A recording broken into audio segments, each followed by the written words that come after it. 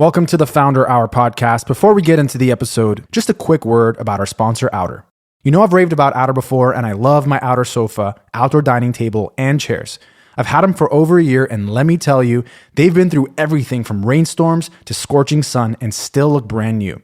That's because Outer makes outdoor furniture that's actually designed for the outdoors. From using incredibly durable and sustainable materials to developing innovative solutions like the Outer shell cover, which protects my sofa and dining table against dust, debris, and dirt. No more soggy cushions or dusty tabletops. My Outer setup is always clean, dry, and ready to be enjoyed anytime I want. Head to liveouter.com/thefounderhour to see Outer's range of outdoor furniture, fire pits, and accessories. The Founder Hour listeners get an exclusive 10% off for a limited time. Terms and conditions apply. So elevate your outdoor space with Outer. That's liveouter.com/thefounderhour. Here we go. Jen Hyman, welcome to the show. I'm happy to be here. Very nice to have you. Really excited to dive in and just learn about your story and kind of everything you're up to now with Rent the Runway. But let's take it back. You know, I think I saw you grow up in New Rochelle, New York. What was life like for you growing up? Like, what did you enjoy doing? What was your family like? Well, I come from a very loving, close-knit family.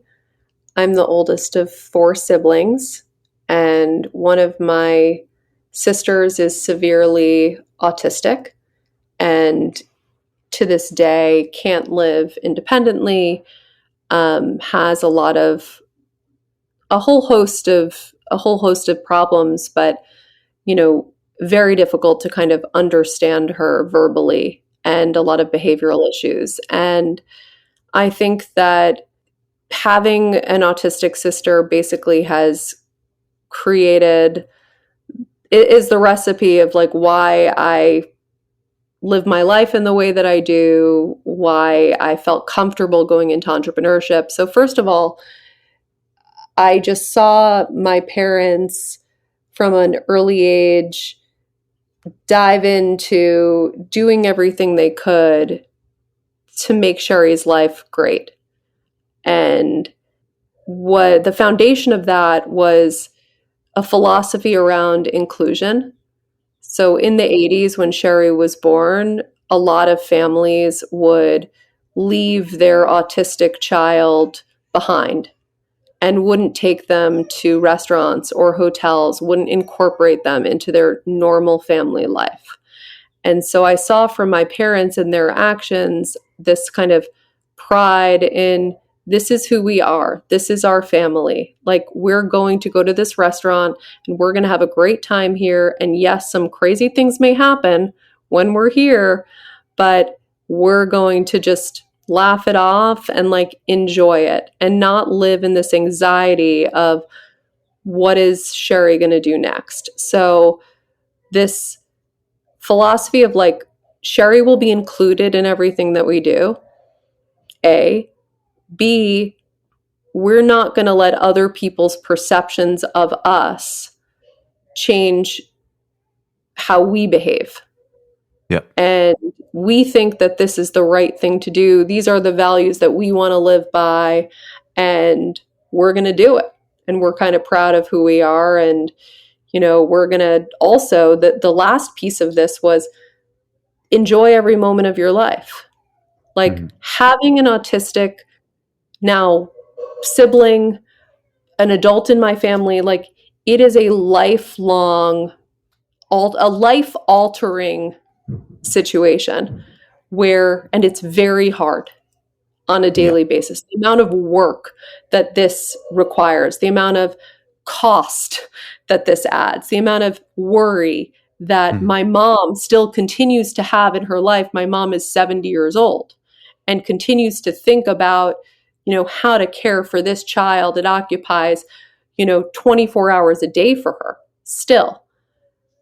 And there are 2 reactions you could have from this kind of situation. You could have this reaction of, oh, woe is me. My life is so difficult. And I should pity myself. Or you can have a reaction, which is what both of my parents had, which was, you know what?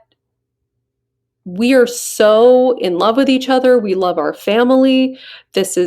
We're so happy that we get to enjoy every moment of our life. And Sherry adds so much additional color and flavor to our life. And let's actually like appreciate all of the positives and appreciate that like this family is a team and we're going to all help each other out.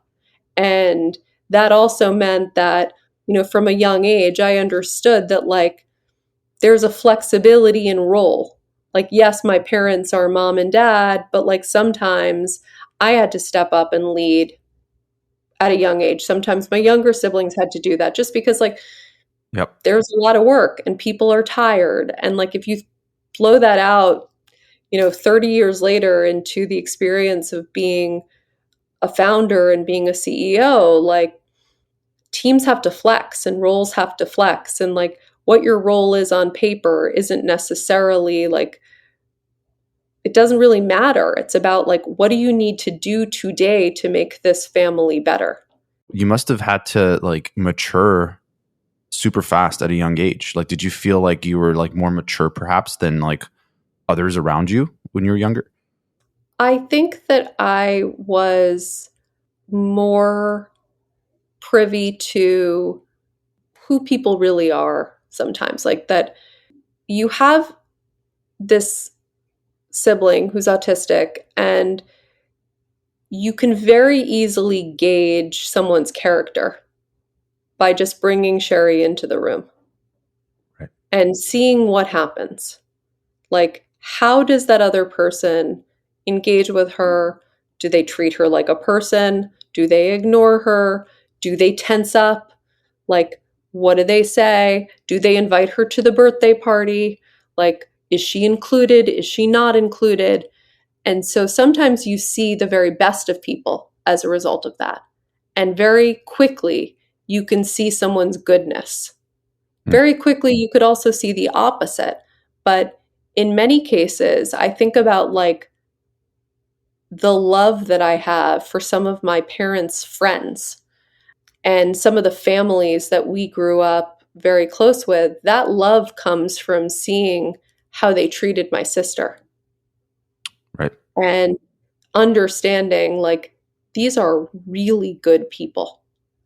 And when you feel that way about someone, like it really just can blossom and go from there. Another thing that this taught me is like you can't control what's going to happen around you.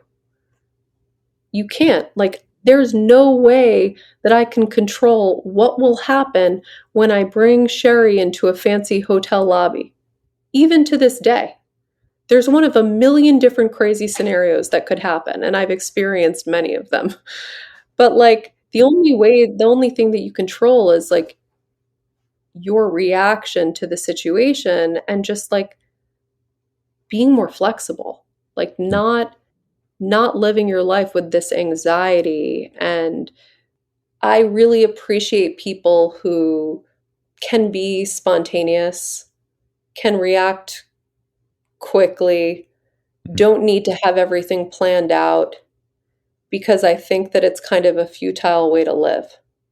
I think a lot of it stems from anxiety. Is like some people maybe might think if I have everything planned out and like I plan everything out ahead of time, then I know what to expect, and the unexpected is maybe less likely to happen and to throw me off track or off guard. And I think people just need to get comfortable with knowing that anything, like you said, anything could happen. You can't necessarily plan everything out. And I don't know. I think it's a great skill to have, to your point, but like, how could someone intentionally try to develop that?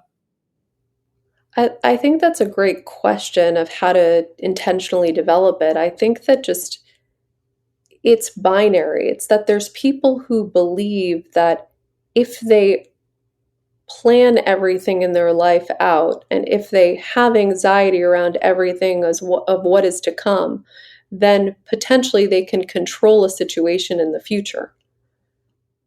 I just am on the totally different side of the coin, where I think that there inevitably will be a series of crazy things that happen that you can never expect in advance. And therefore, why plan for it? And what really matters is your resilience and your positivity and your just whole vibe as you're kind of going through whatever those experiences are. And so that's, I mean, as close to being a founder as you could possibly get. Like, Yeah. I think it's very trite at this point to say, and it's true, it's trite but true, that like the most important quality in a founder, the most important quality in my opinion of an adult is being resilient and being able to go through the ups and downs of life and still have the positivity and optimism to put one foot in front of the other and persevere. And in fact, it's that resilience and continued optimism that I think fuels not only success, but it fuels, fundamental happiness. And it's the difference between businesses that survive and don't survive. Like, sometimes it's as easy as the last man standing wins. Or the last man standing has a company that is, a sustainable company that exists alongside other sustainable companies. But keep playing the game, keep moving, keep putting one foot in front of the other. Like, if you give up, that's 100%, you're not going to get to where you want to go. Growing up, and seeing, like what life was like, having Sherry, did that shape like what you wanted to do with your life? Like, maybe someone growing up in those situations might want to go into like healthcare or sort of be in that field. But what was there anything for you that you imagined you would do? I was always thinking about the world around me, and I was always very observant of, people's motivations, people's personalities, different trends that were happening around me. I always felt like I was like a journalist almost, or an observer, a sociologist of what was going on. And for a while, I thought that would be my career, that I would be a journalist. And that's where I spent a huge amount of time in college. That was my primary 30 plus hour a week extracurricular activity. Yeah, I think I saw in your X bio that you're like a pop culture lover. Back then even, like what specifically were you into? Like, was it like music, film, like fashion, like all of the above? All the things. I'm still obsessed with pop culture. And I think it's my number one skill of just understanding what's going on in the world, like what's changing. How do people talk differently now? What do people like? Why? And that's all influenced heavily by music and entertainment and where people live and kind of just these microcultures that exist. I've always just loved that kind of stuff. I think that I realized at some point that I loved creating and building and ideating more than just reporting on other people's ideas. Yeah. And so there was a moment in time where I actually had all these internships in journalism throughout all of college. And I felt like the people I was reporting on were doing more interesting things than I was. And I that didn't necessarily shift me into entrepreneurship, but it kind of just confused me where this thing that I had thought that I wanted to do for several years and spent a lot of time, networking in that field, I kind of realized, this isn't necessarily going to be fulfilling to me. So I think I left college without any idea of what I was going to be doing. For someone that is in that boat of like loving to just create and ideate and envision things, right? You also sort of have to have the skills that, you can sort of carry those things out once you have that vision. And so what skills were you trying to build at the time? Like, you were doing journalism. Was it just being able to just think on your feet and talk to people and really like, I don't know, understand different topics? And like, were there certain skills maybe in school or out of school that you were trying to build that you felt like would lend itself well to having a future in some sort of field where you could be the person that's like ideating, but also creating? Well, I think that my first job, I really understood the power of influence and the difference between authority and influence. And I actually think that influence is the most powerful thing that someone can build in their career. So I'm in my first job. It's post-college. It's 2002. I saw that the world was changing. People were getting married later. They were valuing experiences over ownership. I was working at Starwood Hotels at the time, which was a hotel conglomerate that had just, had some difficult times because of September 11th and the travel industry going through some disruption at that period of time. And I had this thesis that, we should think about building loyalty in a slightly different way than we had at Starwood. We should think about building loyalty around key moments in someone's life where we actually help them build a real memory and an association with this, with this company. And one of the first ideas that came out of this is we should launch the first honeymoon registry in the world, where people could register for their honeymoons as opposed to going to Williams-Sonoma or Crate and Barrel and registering for plates and pans when you're getting married, and your friends and family could give you components of your trip.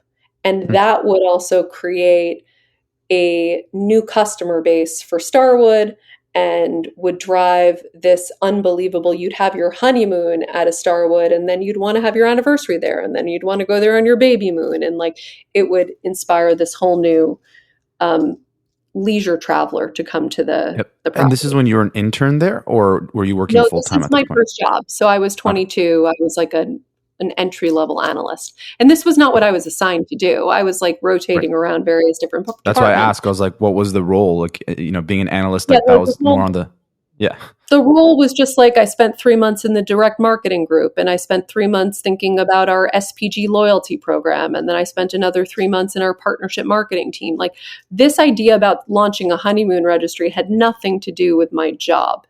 So how do you go about pitching that? Because sometimes I feel like in larger organizations, it's like almost like there's this like unspoken thing of like, sometimes I think it's changing now, but in the past, it's like kind of like stay in your lane. Like you're an entry level person, like just do your job here. And, you have to pitch that maybe to higher ups. Like, was it like that kind of environment or that kind of culture where you can sort of go and pitch to the people in the organization that had the sort of pull to make that happen? I don't even think that I thought that much about what kind of culture it was or it wasn't at the time. I just was so passionate about this idea. I had built a great relationship with a senior person who I was reporting to at the time. And I was like, I want to work on this. And I will work on this in addition to all of the other things that I've been assigned to do. And this is my vision for what this could be. And I mean, thankfully, he's like, yeah, go for it. See if anything comes about. And what I learned, so that led to me actually going out and pursuing it, kind of like an entrepreneurial idea. I put together a little plan of what I wanted to do. I then asked for funding inside the company with more senior people in the org. I think they thought I was a little nuts because I was 22 and coming to ask them for funding. And they were kind of like, yeah, sure, whatever. And I took that as a yes. And then I just started working on this. So there was a bit of like fearlessness of, I'm just going to do this and don't ask permission, apologize later. And I guess what's the worst thing that's going to happen? Like, they asked me to leave the company. I can have enough confidence in myself to get another job. But back to this point on influence versus authority, I had zero authority. 22, no one reports to me. I don't know anything. But now suddenly I'm starting and creating a honeymoon registry. Okay, so what does that entail? Well, it entails entirely new website that we have to put together at the time that showcased our properties in a completely different way. In 2002, if you looked at our websites, we didn't show photos of the pool or the beach or how nice the hotel room was. We were showing a lot of photos of the conference rooms and other things that were really about your business travel. Yep. It involved an entirely new marketing strategy that I had to work with all of these people throughout the company. It involved a new almost like gift card currency that we were creating. But in any case, to get this thing off the ground, it involved around 100 people from Starwood having to do little things for me, some little, some big, in order to actually launch this honeymoon registry. And again, I didn't have authority. Like, I couldn't even say this is a real Starwood project and there's real goals and therefore you need to help me. I had to somehow... Like, you're asking them to take time out of their like day-to-day responsibilities too, right?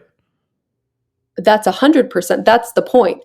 I had to ask 100 people who all were different throughout this global organization to take times out of their own schedules, away from their own goals, to help some random 22-year-old who had a random idea, like, help to launch this. And that's when you very quickly learn, like, okay, how do you build rapport? How do you build authentic relationships with people so that they want to help you? And I think that essentially few years of learning how to build those relationships so that people will go above and beyond to be on your team. And then learning that, you know what, my job is to make people feel as well like they are a part of this, that they're not just helping me, but they're now on the team. They're a founder of this idea, and they're going to be proud about this idea when this idea actually comes to fruition. And to this day, when I see people from Starwood, and it's now 20 years later, people are like, oh my God, do you remember when we did X, Y, and Z together? We launched Honey Money. We did X, Y, we launched this partnership. People are proud of it. They had fun. Do they still have it? The Honey Money?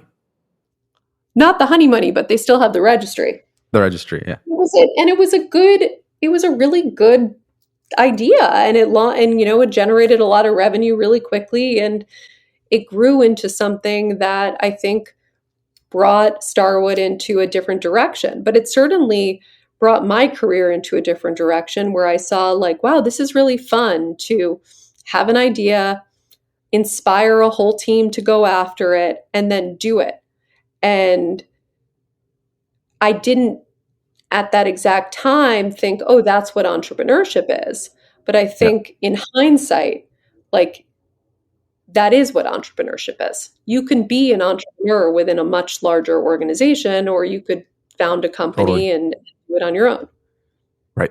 Yeah. And I was going to ask in terms of, like, it seems like your head was, I think you ended up going and working at Wedding Channel after that. I think eventually you were there. And so it seems, and then obviously with the Runway, it's like it seems like your head was in this like wedding space or this like, is that true? Like, did you feel like that industry was something you wanted to? No. My head was in this like women in their 20s and 30s space. Yeah, my head is still in that space. Like, I just thought that a lot was changing in terms of how women were living their lives and the decisions they were making and how were they choosing to spend money, what were they choosing to value. And when I talked before about how I was like an observer of culture, and the number one thing I've always been observing is women. How broad did that go for you though? Like in terms of, let's say like you're growing up in a certain area, right? Geographically, and then certain socioeconomic class. And a lot of people are in this like echo chamber of like someone, they're around, they just look at their immediate sort of surroundings and, create this like larger macro level, thing from that. But oftentimes when you go look at other places, you start realizing it's very different. Like, how were you like in online forums? Like, how did you stay up to date with like the macro culture and being able to deduce like these are the trends that I'm seeing across the board and not just in my like immediate circle? I didn't grow up in a homogeneous town. So Yeah. I grew up in a town called New Rochelle, which is actually the most diverse place that I'll probably ever be a part of. Mm. New Rochelle has projects, it has mansions, it has blue collar, it has white collar families. The high school has representation from over 88 countries, 88 different nationalities. The high school was a third white, a third Hispanic, a third Black at the time. Mm. And it was also a school that didn't track you until 10th grade. So all of your classes in ninth grade were just like, with the entire population of the school. And so that was also just one of the awakenings that I had in terms of thinking about like these themes of like what's going on in culture and what makes something cool and who influences popularity. Like I was seeing that in a school that was as diverse as it gets. And so I don't think I've been limited to like people just like me when I'm observing. I also derive all my joy in life from just essentially from friendship and from being social and building relationships. So I just love to talk to as many people as humanly possible. When I have an idea, like when I had the idea for Run the Runway, my co-founder and I spoke to hundreds and hundreds of people about it. Everyone who we could find. And we were very intentional about like turning every interaction into a conversation about like, hey, what do you think about this idea? And often we would take some of that feedback that we heard and use it to make the idea better or bigger and change it. So alongside like being willing to and excited about talking to people about your idea is like you need to have the flexibility to be able to change your mind and the humility to like understand that even when you have an idea, it's in seed stage, it's not fully formed. Like you almost need that idea to evolve over time. Yep, totally. And let's talk about that. What was the thing that you saw or found that really sparked the idea, and like what was the initial, I guess, version of it that perhaps changed over time when you spoke to these people? I think that the initial idea was women buy a lot of clothes not because of vanity, not because they want to spend a lot of money.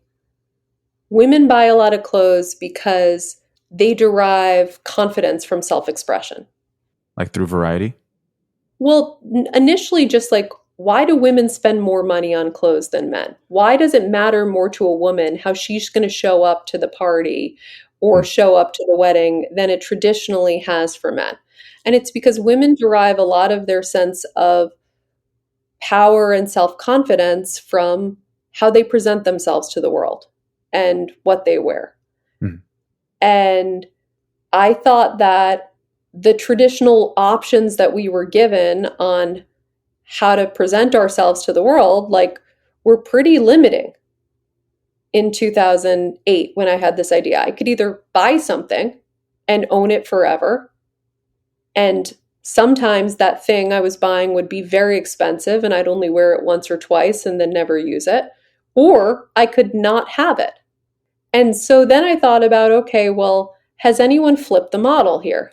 Like, and again, like there's there's the founding story that I've told a million times that this was all derived from like a personal experience with my sister where she went into credit card debt buying a dress for a wedding that she knew she was only going to wear once. And her impetus was both how she would feel when she walked into the room. And the second very powerful impetus for her was social media. because this was the entire generation of, all your photos showing up on Facebook. This was, a year or two before Instagram launched. If you think about right now, like it's that is supercharged because now we're all our own personal brands, branding ourselves every single day on Instagram or TikTok. I was thinking about, has anyone in fashion been able to deliver on what women actually want? And I thought, you know what? There is a huge part of this industry that has been able to deliver. It's called fast fashion. And at the time, it was businesses like H&M and Zara who understood that women wanted to show up looking amazing every day of their life. They wanted new clothes very often. And H&M and Zara made it possible to have a high quantity of items at low price points. And so they just made variety possible for a customer. And I then was able to clearly see that the number of units purchased per year had gone up dramatically from 1980 to 2008. And when women were given more opportunity to buy more units at lower prices, they would always say yes. Now that's even higher now that you have businesses like Shein, who instead of selling you a dress for $30 are selling you a dress for $4. So, Shein ups the ante on this thesis.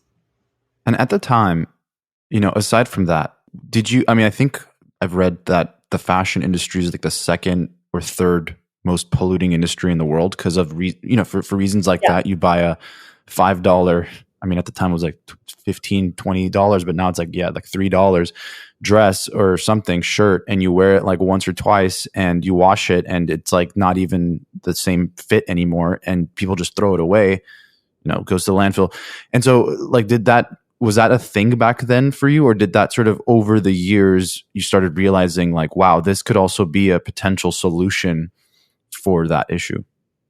It was definitely something that we thought about at the time, but it was not the primary reason why we launched the business. The primary reason was around this mission to be able to give women the dream, which was unlimited access to whatever they wanted to wear, whenever they wanted to wear it. So they felt amazing about themselves every single day.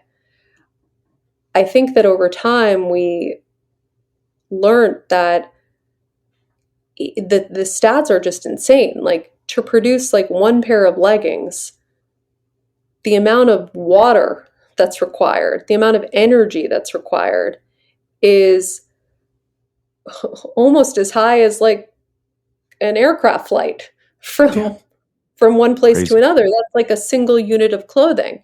And the more artificial the fabrics used in the production, the more water consumption and energy consumption required. Yep. So alongside why is Shein unsustainable? It's not just because they're getting people to buy all these things that they only wear once or twice. It's that they're using all these really, really cheap fabrics that actually are more costly in terms of energy consumption than more natural fibers and things that traditionally would be more expensive. So it's kind of a double whammy. But I noticed that fast fashion had really been solving that. They had product market fit from a consumer standpoint. And I thought, okay, well, maybe Rent the Runway could be a fast fashion with high quality designer products and give people access to the same amazing variety that they want and ability to have fun with fashion and dress up, but do it in a much more sustainable way, environmentally and financially. Yeah. And also the timing that you started it is very interesting because that era, right? Like the 2008, 2009, it's like we're in the GFC, companies like Airbnb, that it was like this thing of like, well, why would I stay in a stranger's home? Like, why would I rent someone else's, dress? Like, why would I? But then that started to take off because I think also I'm sure the financial crisis like helped with that too. Because to your point, you're spending all this money on a dress that you're just gonna like wear once because you don't want to keep posting the same dress on Instagram or whatever, Facebook. Like, did it feel like you said? Did it feel like there was like this paradigm shift happening at the time? Definitely. I mean, Yeah. I'd been thinking about this shift from ownership to access since I graduated from college. Like that was what inspired me to start this honeymoon registry. I was consumed by the way that people in their 20s and 30s were starting to value their own experiences and time totally different than previous generations had. And it just affected how they spent their money. And it just did feel like we were at the beginning in kind of 2009 when Rent the Runway launched. It was a tidal wave of experience economy companies that were launching, from Uber to Airbnb to Lyft to Spotify coming to the US. Yeah. There were all different kinds of new ways to consume that were really based around access and based around this idea of having abundance of options. Like, how amazing was it that suddenly in 2008, when Spotify came to the US, like I could listen to every song on earth that I've ever wanted at any period of time. Like, we take it for granted today that that's how we're consuming music. But like, for the first 28 years of my life, like I was only able to consume the music that I had purchased or whatever was playing on Z100. There was a time when all of my music in my iTunes pre Spotify got deleted, and I had like 15,000 songs in there. And I don't think I've ever been that devastated in my life because I had to go back and find them again. There was whatever that week in college when we all found out that Napster was going to be shut down, when I spent 100% of my time that week downloading every song that I could possibly think of on Napster, and like somehow like trying to save it on like the pathetic memory that I had on my computer or whatever external hard drives I had. Yep. I'm really proud that we were part of that shift in how people think. And, you know, today it still amazes me that now it's a real industry. This idea of renting clothes, of secondhand clothing. 11 million women in the US every single year rent clothes today. I don't know what that number was in 2009, but it was close to zero. Rent the Runway was a part of, or a large part of, pioneering a new way of thinking about getting dressed and normalizing this behavior and making it feel aspirational. Customers are rushing to your store. Do you have a point of sale system you can trust, or is it a real POS? You need Shopify for retail. Shopify POS is your command center for your retail store. From accepting payments to managing inventory, Shopify has everything you need to sell in person. Get hardware that fits your business. Take payments by smartphone, transform your tablet into a point of sale system, or use Shopify's POS Go mobile device for a battle-tested solution. Plus, Shopify's award-winning help is there to support your success every step of the way. Do retail right with Shopify. Sign up for a $1 per month trial period at shopify.com/founderhour. Once again, go to shopify.com/founderhour to take your retail business to the next level today. When you look at the industry or the market like that you created, this marketplace, you know, you can look at it from the standpoint of the consumers who are renting, which is like the consumer, the behavior on that side, which is like for the same reasons you just said, you don't want to buy it and own it and never wear it and just throw that money away. But what about the other side of the marketplace, like the inventory side? Like, how did you get that initial sort of inventory? Did you have to go out and buy inventory to just get it going? Yeah, in the launch period of Rent the Runway, we had to convince brands to sell us inventory at wholesale prices so that we could put that inventory up on our platform to rent. Now, we could have just gone to a store when that store was selling things on sale and bought inventory from retail stores and put it up on the platform. But I thought that that would effectively get us blackballed from the industry. And that the fashion industry was one that was based on trust and based on relationships. And that even if it took us longer to acquire those brand relationships, making sure that we were doing everything in the most transparent and thoughtful way was critically important. Okay, so yes, I had observed all these things about the consumer experience and culture changing that led me to think about this idea of, this unlimited closet and rental. But I had also been this observer of what was going on in the fashion industry, and particularly how shopping was changing as well. So right before business school, I worked at IMG, which at the time was an agency that owned a big modeling agency, and they owned and represented all the fashion weeks around the world. So I'd had some time at understanding the B2B side of how these designers made money or didn't make money. And I remember being in my, mid-20s and learning that some of the designers that I thought were the biggest brands in the world, that I was like so obsessed with being able to afford their clothing, that their businesses were really, really small. And that they were actually in financial trouble, some of them. Like revenue-wise, it was small. Like they weren't... Revenue-wise, these businesses were very small. Like some of the most popular brands in the world had businesses that were like less than $100 million in sales. Whereas I thought, based on like how prolific these brands were, that these were multi-billion-dollar businesses. I also learned that not only were they smaller in revenue, that it was very difficult for these brands to actually grow. And one of the reasons why it was difficult is that their distribution was completely changing. So they used to acquire all their new customers via selling via department stores was their primary distribution channel. And young women would go into places like Bloomingdale's and Saks and Nordstrom and buy things and figure out like, hey, I like this brand and I'm going to become a loyalist. Yep.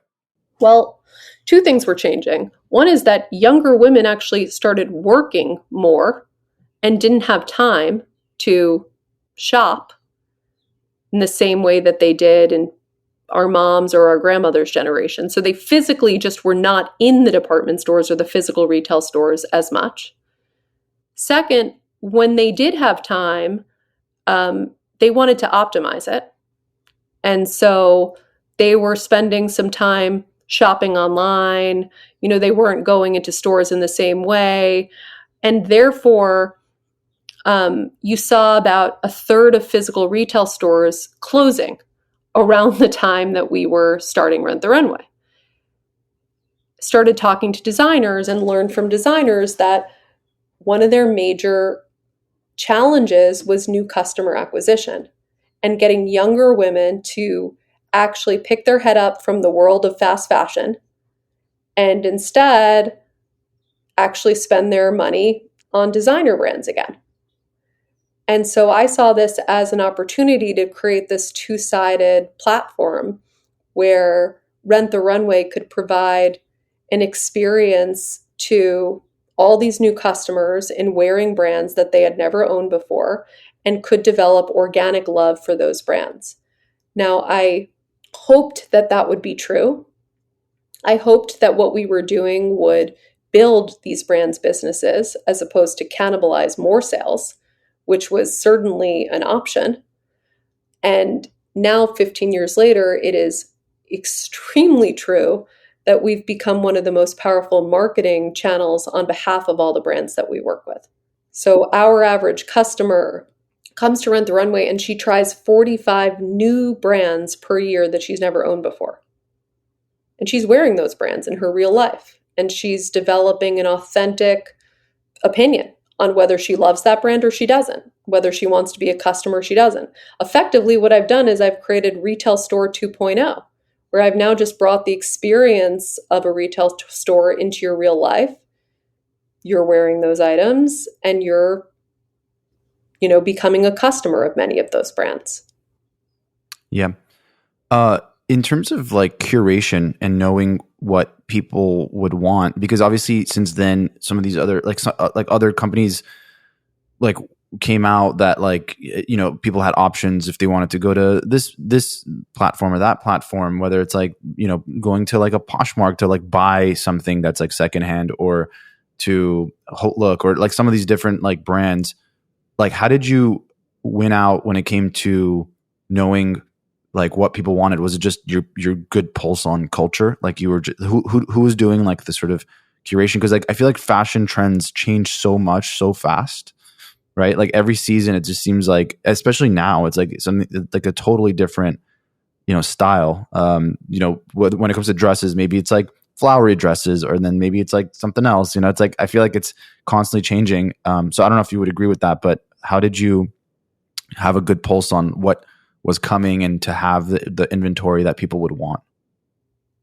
Well, I think that fashion risk, which is what you're talking about, has traditionally been the Achilles heel of the fashion industry, because no amount of data, no amount of incredible chief merchants at any company can predict the pace of trends and the pace of change in the future. You can do a good job, but you can never be, 100% accurate. Yep. So instead of trying to, accomplish the impossible with always being right on exactly what selection we should have, what we've done is we've really flipped the model. We've understood that our power to brands is our power in introducing new customers to them and having those customers discover and fall in love with those brands.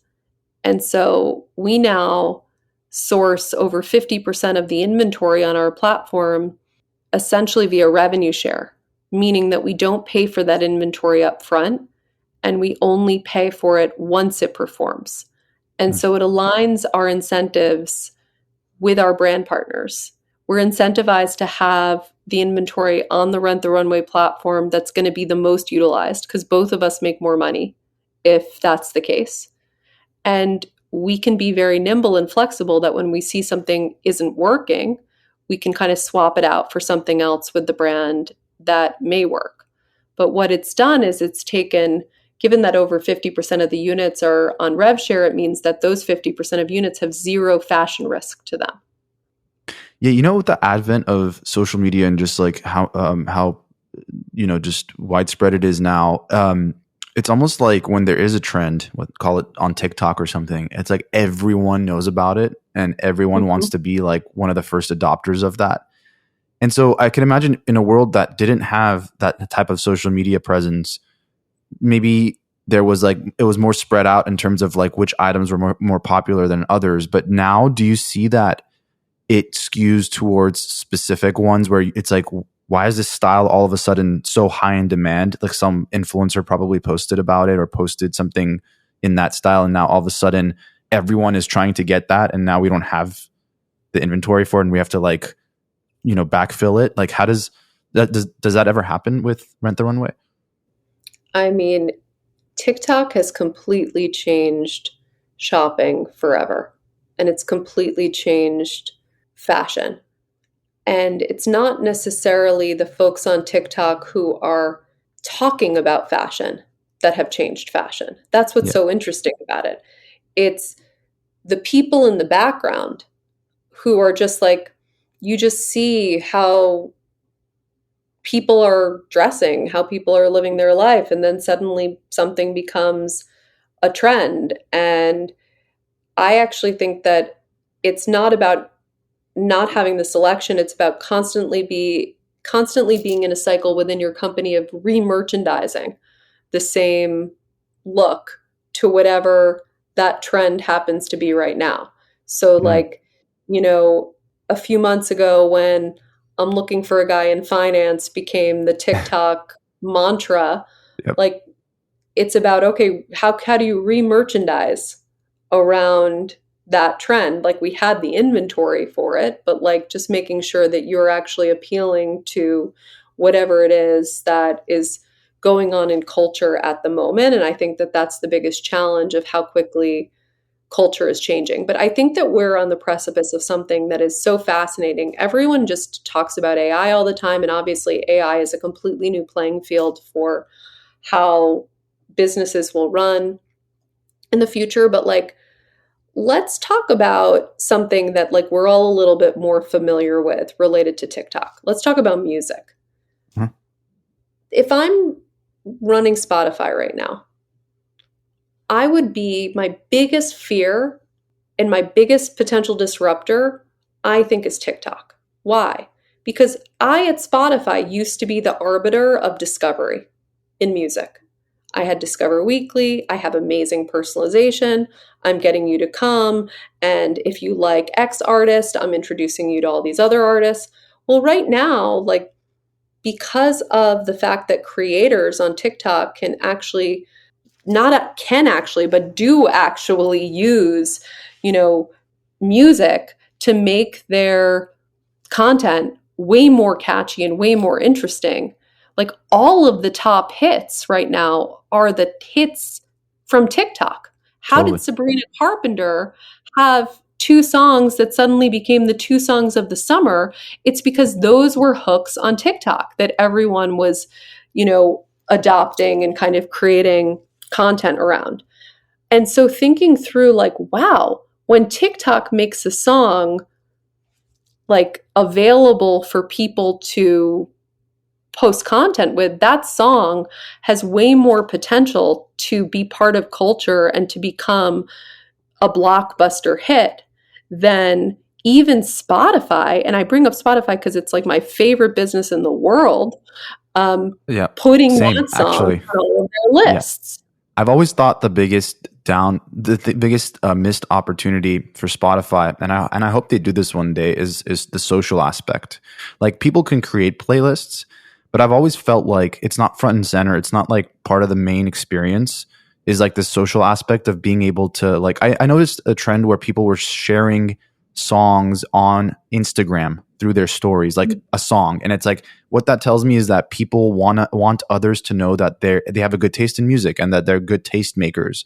And so I think like the curation aspect, instead of it being centralized and like in house, should be a little bit more like decentralized and have like others be the taste makers. Because on TikTok, to your point, I think it seems like it's not even the songs. It's like sometimes these like mashups of songs where it's like an old song mixed in with a new song. Yeah. And you can't put that on Spotify because of copyright issues. And that's just how Spotify is designed. And you could do that on TikTok, right? The amount of TikTok takes things, and this is true of music, it's true of fashion. They take things, this true beauty. They take things that don't necessarily even have to be current. And now they become like, again, part of culture. They are the arbiter of culture. And again, that's what's important in terms of how you curate and what people want to consume. I definitely agree with you that the social graph is more important than ever. And I'm even thinking through how do I bring that social curation way more front and center into the Rent the Runway experience, because there's that one friend that you have, you trust their taste in playlists and you want their playlist. There's also the friend you have that like you trust their taste in outfits. Mm-hmm. And Oh yeah. whatever you pick on Rent the Runway and how they put those looks together, like, a lot of the time you'll just be comfortable following them. I mean, even for me, like I'm way more fashion fluent than the average person, but my chief merchant at RTR has the best style I've ever experienced in real life. And if I could just follow every single thing that she wore and did and picked, like it would make my life easier. It's funny because speaking of technology, and you mentioned AI, it's almost like the opposite is happening there, where it's like we want the technology to do all the work, which makes sense from a scaling perspective, and I understand it from like a business perspective. But from a user experience perspective, I don't think anything comes close to a human being who has this like very unique style or unique like outlook on an industry or trends or whatever, like doing curation. Obviously it's not as scalable, or it could be, I guess, if it's executed right. But how do you see that dichotomy, like that balance of like, I guess specifically for RTR moving forward, of like the implementation of technologies like AI, but also engaging like the community more and just making this like human element a little bit stronger? Yeah, I'm going to break that in two pieces. The first piece, I want to credit a friend of mine, Scott Belsky, with an idea that he's been proliferating related to AI that I really buy into, which is that as AI makes the work of, let's say, fashion curation much easier, um, very simple for a business to accomplish, merchandising becomes much easier than it ever was. What becomes important, and more important than ever, is taste. If everyone can merchandise their assortment in every which way, then the skill set of just someone having pure taste who can decide, like, well, okay, from this curation that AI has put together around, what to wear to the Eras tour in Europe, like, what is tasteful about this? What do I take out of it? What do I put in that's not here? Like, how do I position this? I think that taste and style is going to become the quality that is actually most coveted within companies now. Mm-hmm. And that's going to be extremely important in businesses like fashion. In terms of how we're thinking about AI, because I think it's an enormous opportunity, is humans that are aided by AI. So our subscriber really uses Rent the Runway as a key part of how she gets dressed. She's using us to get dressed several days a week. She's interacting with our app 3 to 4 times a week. And so imagine that she no longer has a relationship with our app, but she has a relationship with a human who's aided by AI, who's her personal stylist, who knows everything about her, who can make recommendations and send her curations of things that are highly relevant to what's going on in her life. And all of this interaction could happen, off platform, or it could happen via text. It could happen on WhatsApp. Like, why do I even have to go through this cumbersome experience of going to an app or a website and browsing through pages and pages and pages of content? Like, it just seems old school.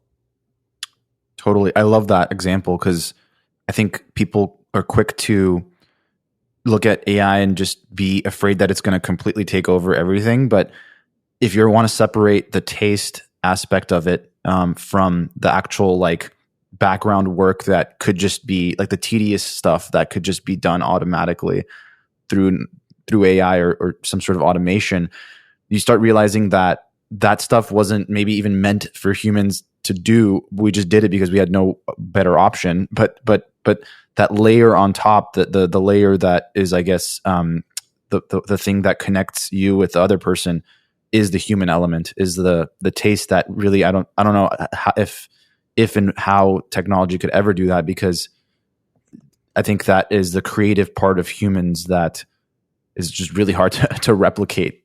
I mean, I think that it's the Rick Rubin phenomenon is what I'm calling it, which is,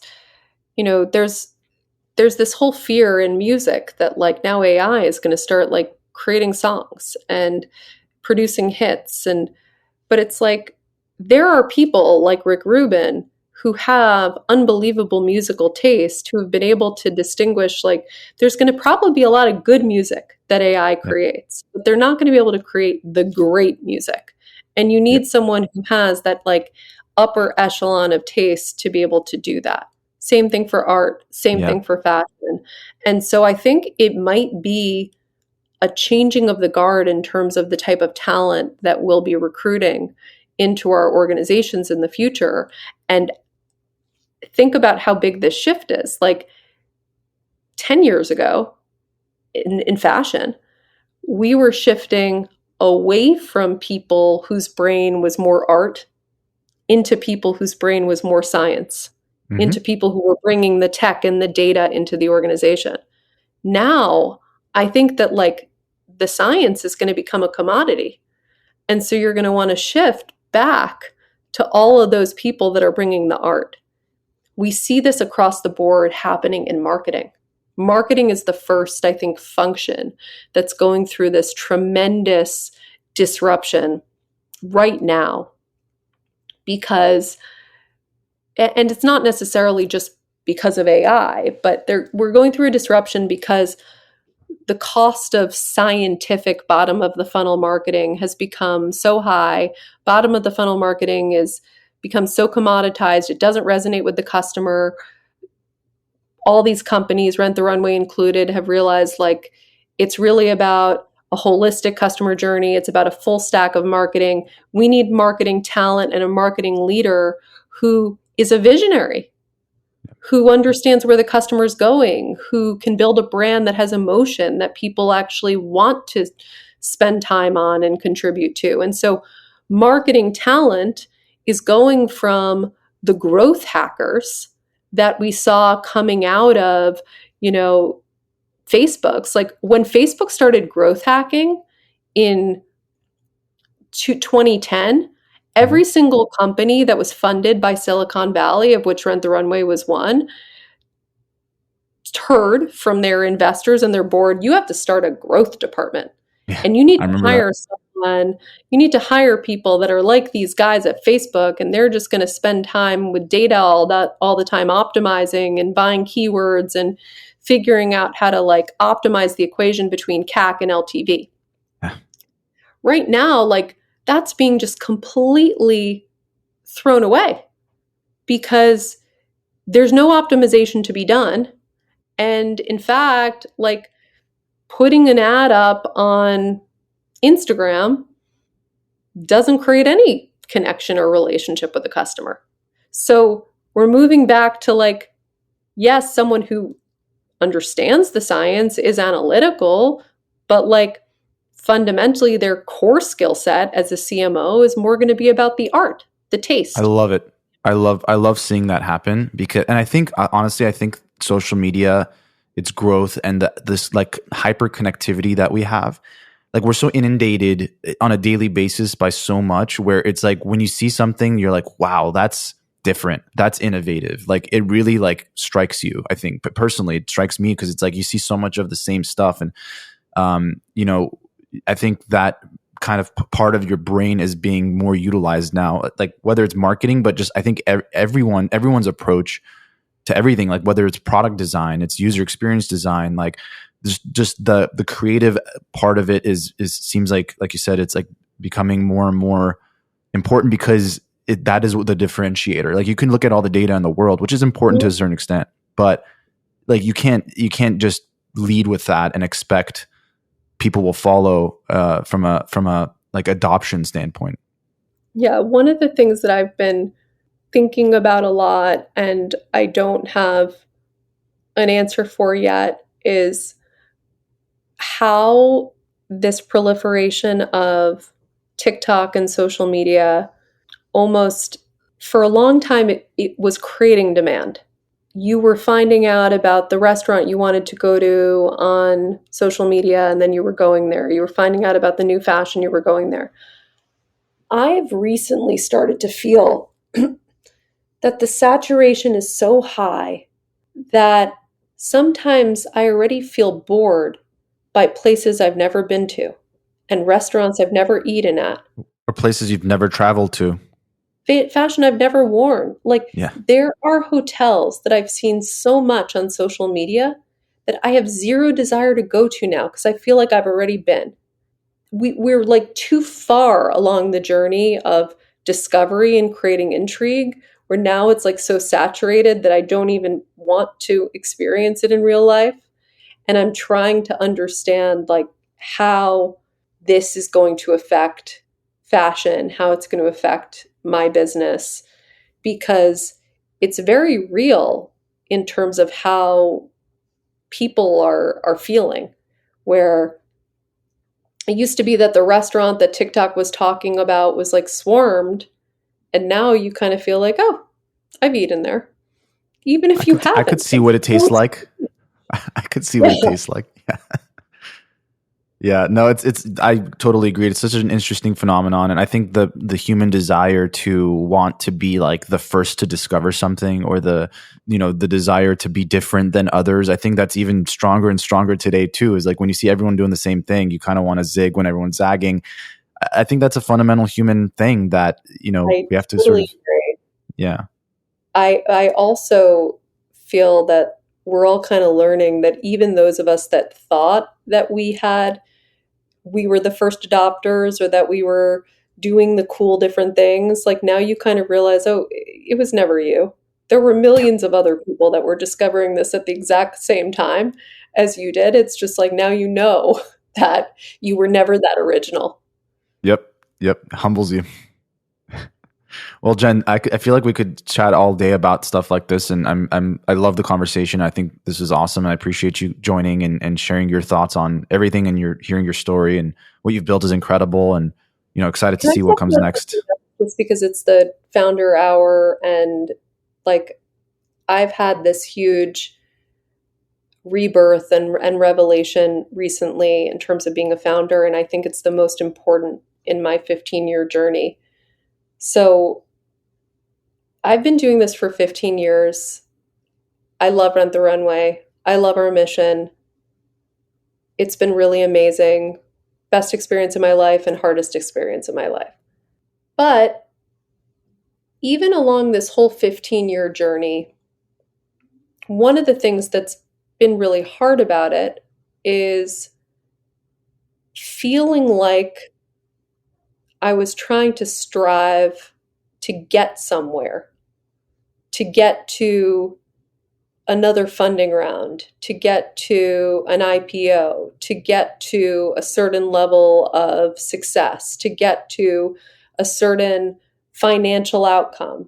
And that insane obsession that I had and many founders have in the striving, in what's coming next, in how do we get to that other new place, it has been, to me, very corrosive and distracting from the joy of, wow, I get to wake up today and work on a business that I love, work with a team that I've built, do creative things that, are new and interesting.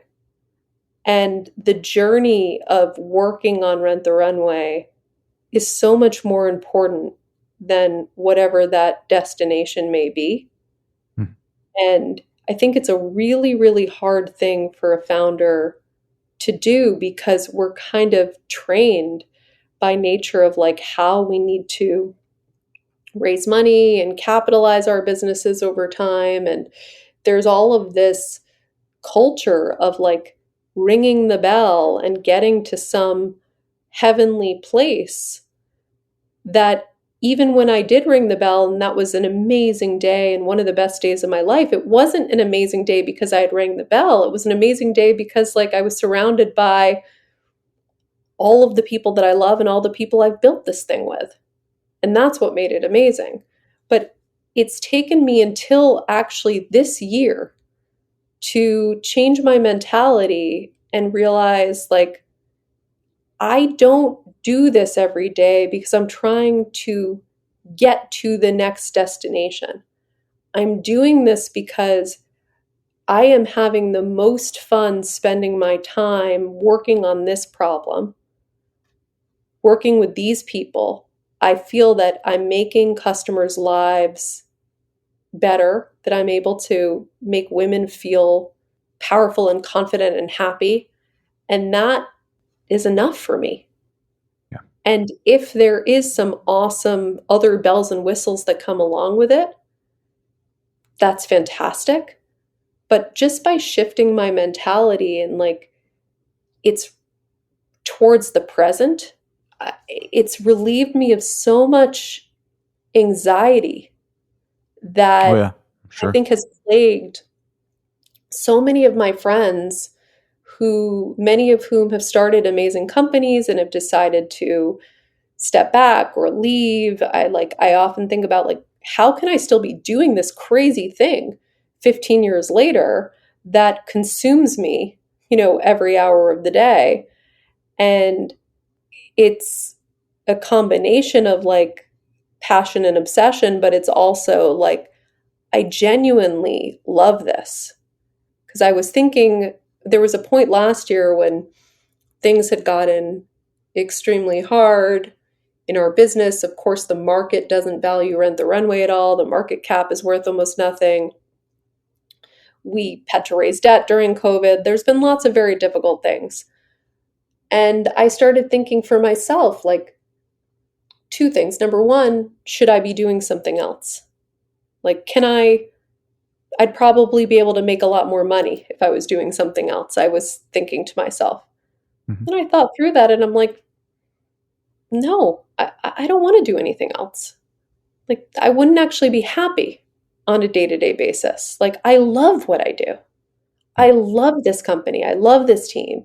And almost like thinking about an alternative made me like fall in love with my own job again in a whole new way.